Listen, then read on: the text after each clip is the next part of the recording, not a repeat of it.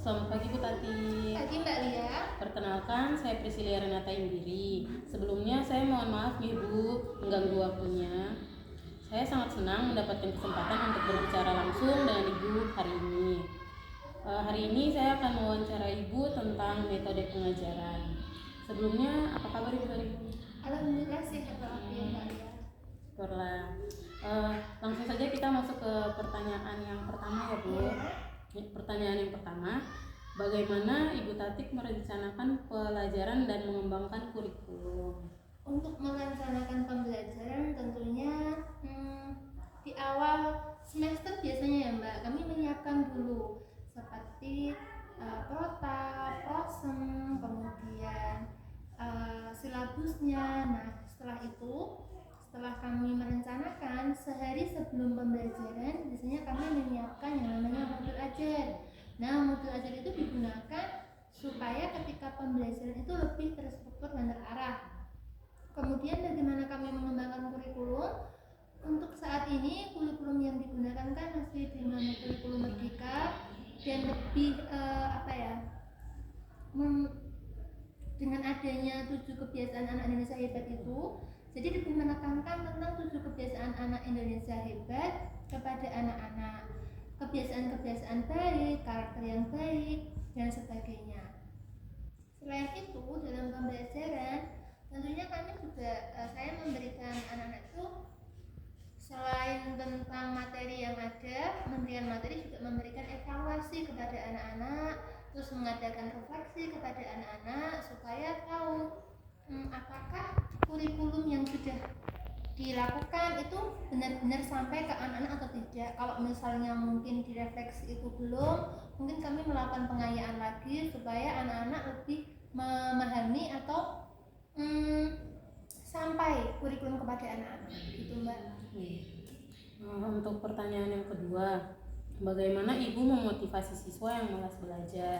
Karena saya lihat juga kan di kelas 5 ada yang pintar tapi kadang-kadang malas gitu. Oh iya, itu memang setiap anak itu kan pembawaannya beda-beda. Ada anak yang tidak perlu kita berikan perhatian secara khusus, tapi dia sudah menyadari untuk rajin, untuk disiplin, untuk belajar dengan baik. Tapi juga ada anak-anak yang dimana kalau kita tidak memberikan perhatian khusus, maka dia juga tidak ada rasa kepedulian dan tanggung jawab.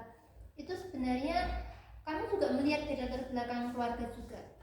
Biasanya kalau support dari keluarga itu baik, maka anak-anak itu keinginan untuk belajar juga baik, tinggi. Tapi juga misalnya dari latar belakang keluarga mungkin ada masalah atau mungkin kurang perhatian atau mungkin keluarga yang juga sibuk bekerja, kadang anak-anak itu semangat belajarnya menurun. Itu makanya kalau saya itu memberikan waktu khusus bagi anak-anak yang mungkin di rumah kurang perhatian supaya anak itu termotivasi di kelas. Nah, seperti apa yang saya lakukan? Yang memberikan pendampingan, memberikan kata-kata motivasi, dan tidak menjudge anak. Misalnya, kamu itu malas, kamu itu tidak mau belajar, karena latar belakang kenapa dia malas kan mungkin itu tadi faktor keluarga atau bagaimana. Jadi bagaimana saya memotivasi anak, mendampingi anak, walaupun kadang anak itu juga nggak langsung rajin, tapi seenggaknya sedikit demi sedikit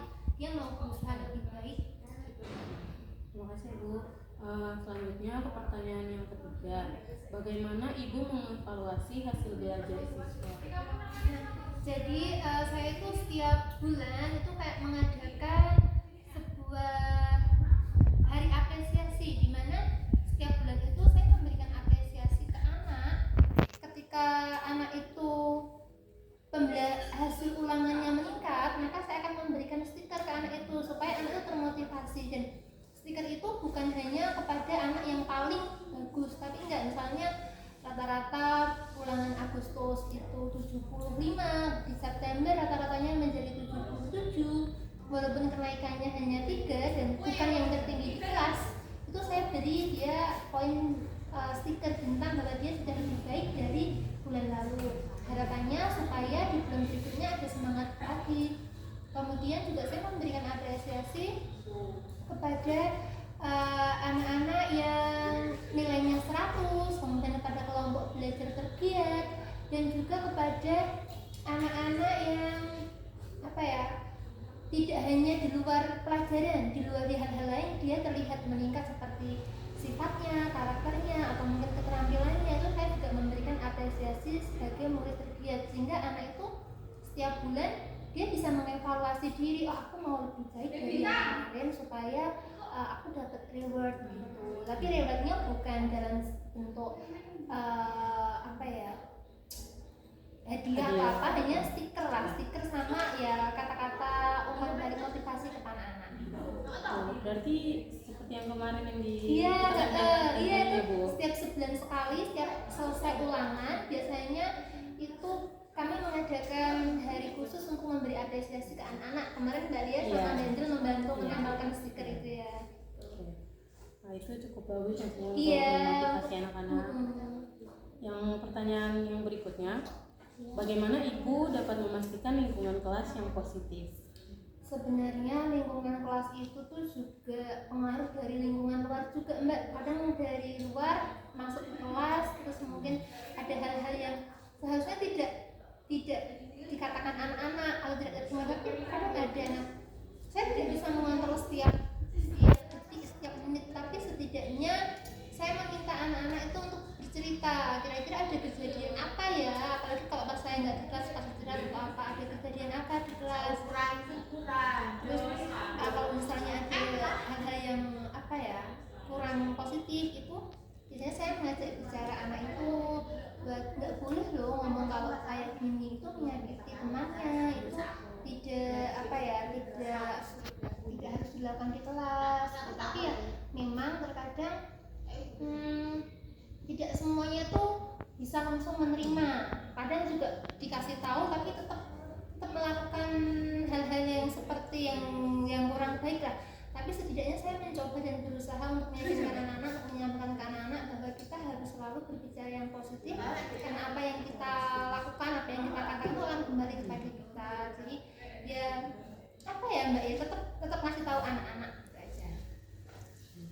Untuk pertanyaan yang berikutnya, bagaimana Ibu mendukung perkembangan sosial emosional siswa?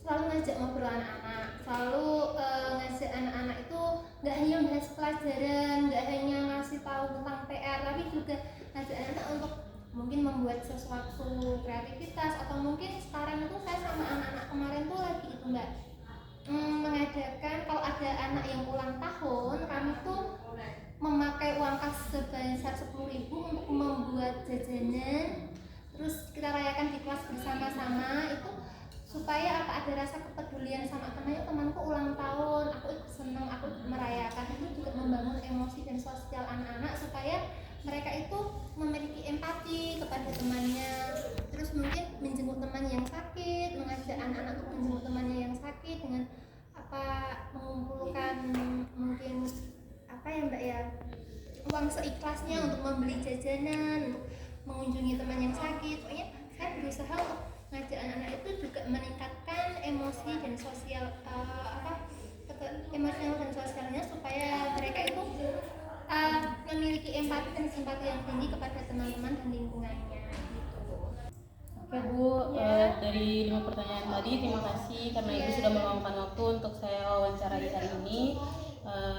Sesudahnya saya ucapkan terima kasih ya Bu. Iya, sama-sama Mbak hari Lia. ini. Iya.